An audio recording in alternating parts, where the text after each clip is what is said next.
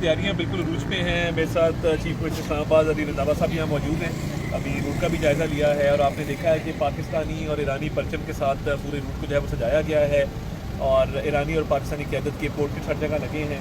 तो एक फेस्टिविटी का समा है इस्लामाबाद के अंदर और वो एयरपोर्ट से जब आएंगे तो पूरे रूट को उनके लिए जो है उसको ना सिर्फ सजाया गया है बल्कि जगह जगह झंडे भी लगाए गए हैं। मैं समझता हूँ कि स्ट्रेटेजिकली बड़ा इंपॉर्टेंट विजिट है और वज़ीर-ए-आज़म शहबाज शरीफ की दावत पे प्रेसिडेंट मसूद पेज़ेशकियान तशरीफ़ ला रहे हैं। इससे पहले इनकी मुलाकात अज़रबैजान में भी हुई। आपने देखा ईरान का दौरा शहबाज शरीफ साहब का बहुत कामयाब रहा। फिर मार्शल साहब भी उस दौरे में उनके हमरा थे। मैं समझता हूँ कि ना सिर्फ जो तजारती तौर पे इन्वेस्टमेंट के हवाले से और पाक ईरान ताल्लुकात को मज़ीद आगे बढ़ाने के हवाले से ये दौरा बहुत अहमियत का हामिल है और पूरी पाकिस्तानी कौम जो है वो ईरानी प्रेसिडेंट को वेलकम करती है उनके डेलीगेशन समेत।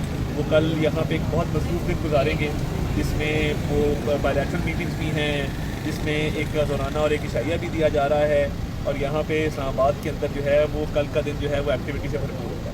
तो दो तरफा तजारत के हवाले से किस तरह के मुआहदों का इम्कान है?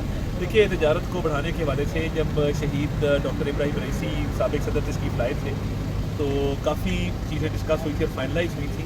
तो हुजम को बढ़ाने के हवाले से